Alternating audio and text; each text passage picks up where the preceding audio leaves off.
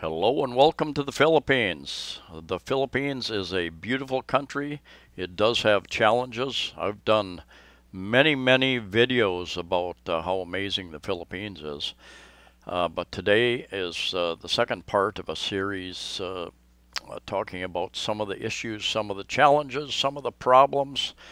Observations are not necessarily criticisms, although uh, they could be taken as a very strong hint that if you want to step up and improve the quality of life for your citizens and the tourists, the people who are spending billions of dollars every year in the country, it's time to step up. And in fact, those things are happening as we speak. There are infrastructure projects. The past administration started some. The present administration is involved in a build program, building infrastructure, roads and sewage and canals and bridges and trains. High-risk sidewalks are a major risk in many parts of the Philippines.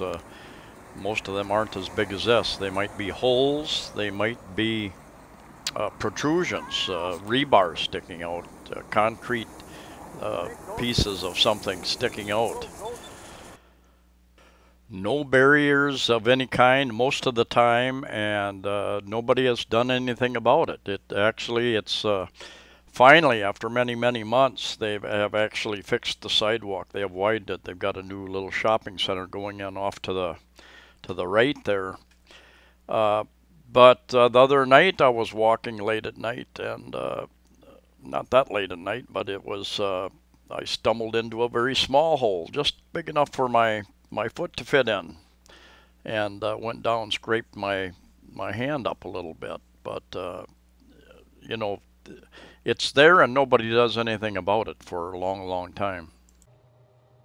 Quality versus expectations. This is one of the condominiums I've moved into. And relatively new. I was one of the first people to move into this particular tower, and one of the first things I noticed was the drain operation doesn't work, the stopper, and there's no way to fix it. I messed around with it. I tried to fix it. I called plumbing. I called the management, and they sent the plumber up here who spent over an hour messing around above and underneath, and I explained to him that it's not going to work. The owner of my condo has one next door too. We went over there, same exact thing. So I suspect that all 700 plus of these condos literally need to be fixed. That system needs to be replaced. I tried to explain that to him, but and I think probably what happened when developers do these, they low bid all this stuff out. Somebody come up with a low bid for this particular sink and faucet system, and nobody ever checked to see if it would actually work. They took the low bid, or as is done in this country, in many countries, they have a favorite supplier, and that favorite supplier gave them a price, and they went with their favorite supplier. Nobody ever checked to see if the product actually worked. And anyway, they finally replaced that. But you would expect somebody, a purchasing agent, somebody, the people installing this, the foreman, to check and make sure everything works. Usually there is little or no warranty on condos. My understanding might be a 1 month or 3 month. The owner here, an Australian, was able to get him to agree to a 6-month warranty. Anyway, they did replace that with this type of little mechanical operation here, because obviously the other one was not going to work. The same goes for the included furniture. The handles on this cabinet came off here and the next unit next door. I have glued these chairs together a couple of times. Every joint, virtually every joint has come apart, and I've had to glue them back together. The bed frame, anything made out of particle board, and virtually all this free or included furniture is made out of particle board, is going to fall apart in short order. So I suggest that you go out and buy some decent furniture if you're going to be here very long at all. This was made by Mandawi Foam, a big company here in the Philippines, and they actually did the maintenance come up and put a bracket, a brace on the inside of these corners. But Mandawi Foam, to their credit, they came up and took a picture of it anyway, so hopefully they've improved them since. It starts with the attitude and desire from top management, and requires the training on down the line. Well, here's a look at the insulation around the air conditioning unit, and you know, they just stuck a couple pieces of foam in there, folded over huge gaps there, and when I put in a request for them to do a proper job, they they didn't understand why that wasn't adequate. Put it that way. The maintenance people felt quite put out. They couldn't understand why anybody would want something more than that, but they finally did a much better job. Still, I had to do a better job than what they did in the end. It comes down to attitude, it comes down to training and somebody following through and watching all this stuff, making sure it's done properly. And many people here do not have air conditioning. Even if they have a place for an air conditioner, if they have air conditioning, they don't run it because it costs money. So they will have a fan in their condo or their house, and they'll run that fan, and they'll have their windows open, so they don't understand why somebody would want a sealed unit where you don't have outside hot air coming in. I won't even mention how difficult it is for some people to find clothes that fit. This guy found a solution to that. He just extended the legs there. No, this is not me, but I did find that when I came to the Philippines that I usually wear a medium shirt, and I had to start buying extra large. That's just the way they size things here. And I do feel bigger and larger in the Philippines. The average Filipino is a little shorter than the average American, whether from the USA or Canada.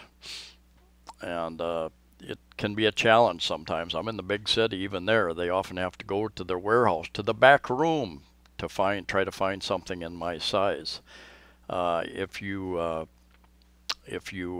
looking for a waist size, a lot of the Asian waist sizes are completely different. I wear a 32 in the U.S., and I've had to move up to a 36 if it is an Asian brand here. My understanding is that if you're a larger person, you're going to have a much more difficult time. There again, depending upon where you're at. But and if you have a large foot size, you might want to bring those shoes with you. You're probably going to have difficulty finding them here. There is generally a lack of public facilities. You'll see them in the malls and resorts and hotels, that type of thing. They are not maintained oftentimes up to the standards that you might be used to. It's not uncommon to see elevators and escalators not working. Because there aren't many public facilities, you will see these types of signs, and you will see lots of males in particular urinating just about any place in public, and very, very, very common. And the smell of urine in some places can be quite strong, depending upon where you're walking. There again, depends on where you're at, but it's an experience I have oftentimes. Something you may see quite often, and once you get out of the resorts and malls, is this type of things. Toilet seats. I don't know if people steal them or they break and they're never replaced. You'll often, instead of the flush might not work, so they have a pail of water in there, and splashing oneself tends to be the way that this is unusual. There's a roll of toilet paper sitting there. Usually there is no toilet paper or tissue, what they call tissue. So if you want to use that, you need to bring your own. You need to start carrying your own tissue. When you go out to wash your hands, usually there is no soap. If there's any soap in a container, it's usually very watered down. and there's no towels to wipe your hands on 90% of the time. 99% of the time, I would say. On only in the nicer resorts and hotels do you see that type of thing. If there's an air dryer for your hands, it oftentimes doesn't work. Squat toilets are used by a very large population across the world. Again, you may not see one unless you get into a Filipino's home or outside the bigger city. But consider how you would use that. Think about that. I used one of these in China about 10 years ago. I did it for 2 weeks. I never did really get used to it. So really think about how you would handle that situation, because it is odd for most of us who aren't used to it. Occasionally you will find vending machines for the CR, what they call comfort rooms here, what we call toilet. In Vietnam they're called WC, water closet maybe, I'm not sure. WC in Vietnam. 90% of the time those vending machines are out. They cost, I think, 5 pesos to get one of those little packets. And if you're from a country that predominantly uses squat toilets, be sure that there's a proper way and a wrong way to use the larger Western style toilet. Traffic can be it can be an adventure or it can be a nightmare, depending upon your attitude. There is little enforcement of traffic laws in most of the Philippines. So they are hiring more traffic enforcers. Most of those enforcers just stand at busy intersections and direct traffic. They aren't actually enforcing. You don't see, very, very rare, you see somebody pulled over by like a motorcycle cop. From the USA, you don't have that presence of a heavy presence of police and traffic police and people getting pulled over and citations. You'll see it occasionally. What they do more often than not is set up checkpoints. Certain places they check motorbikes for their registration and information. They'll stop jeepneys and check IDs if they're looking for somebody in particular. There are rules, but very few rules are followed. People use oncoming lanes. They turn one lane into 2 lanes. They turn 2 lanes into 3 or 4 lanes all the time. And you don't get the road rage that you would get usually. There is some occasionally road rage, but you don't get it like you do in the USA. People make allowances for other people. And oncoming traffic will move over if you're using their oncoming lane sometimes. And anyway, it is a very interesting situation, to say the least. It can, in Manila, I'm told it can take a very long time to get many places there, so that's an extra challenge there. Noise can be an issue. Construction noise, roosters, dogs, karaoke, just very loud people. The Filipinos turn up the volume a lot of times. You go to the malls and you're trying to talk to somebody, they've got some presentation over here, and the people could very easily hear the person without any amplification at all. But he's got big speakers set up, and he's screaming into the microphone to even distort his voice even more. I've complained and complained and complained, but it doesn't seem to do much good. This construction went on for a couple of days, and I've had it go on for a couple of weeks at other places I've lived. Not much you can do about it a lot of times. Philippines, like most of the world, does have some noise laws, but they don't enforce them here at all. This tile was laid crooked, uneven, so they were tearing it up to do a proper job of it. And the poverty you see in the Philippines can be a little bit overwhelming at times. Depending there again, how much you see will depend upon where you're at, your lifestyle, how you spend your time. But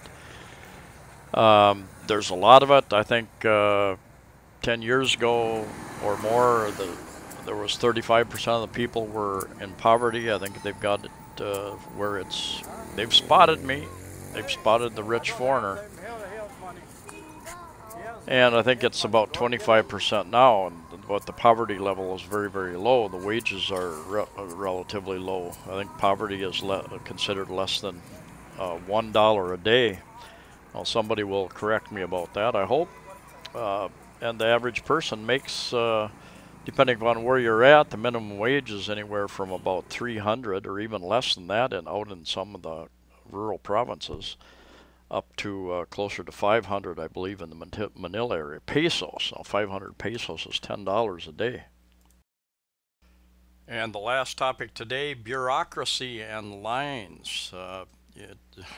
It's not too many years ago in many states in the U.S., DMV, Department of Motor Vehicles, to get your license, auto registrations, that type of thing, you would have long, long lines, waiting times. Many states have gone to where you can do a lot of that stuff online now in many countries. The Philippines has a way to go. Many places I go, they are starting to streamline. For instance, immigration. I usually get in and out of immigration within an hour. If I get in there by 8:30 or before 9 o'clock to renew my visa. I've seen other people have different issues in there, and for a number of reasons. You're in line for a while, you get up there, and you don't have your proper documents. You don't have a receipt. You don't have the 2 pictures that you were supposed to bring. Something that you don't have a copy of something. And so then you have to go and get in another line because there's a shortage of copy machines, copy services in the Philippines, it seems. So you need to go find another place and get a copy or get pictures taken. And the bureaucracy to start a business here is, I think it takes like 26 steps or something. They're trying to get that down to like 6 steps. Which is good for international companies in particular, because I've watched interviews with other countries, and they are all competing with one another for corporations to come in and start up businesses. So it's important that they make this whole system much more efficient. And with all of that being said, the Philippines is a beautiful country, one of the most amazing countries in the world, I believe. And to top it off, the people are amazing as well. Many of them very friendly, very helpful, happy, quick to smile, quick to laugh, and it makes the experience in the Philippines extra special. The fact that many of them speak English certainly helps that situation as well. But there are challenges. In the coming years, the next 2, 3, 5, 10 years, the Philippines is going to see tremendous changes. Hopefully the people will remain friendly and happy, and many countries, as they progressed and had more and more tourists come in, they become a bit cold. And they start looking at tourists as a source of money, and that is the case in some resort areas probably, but not as much as other resort areas around the world yet. People generally are good and friendly people. Just beware of the risks and the challenges. Bring your right attitude. Be patient, because saving face is a big important issue in the Philippines. So confrontation usually makes the matters worse and not better. Anyway, thank you for watching and listening. Please like, please comment, share the video if you would, and subscribe.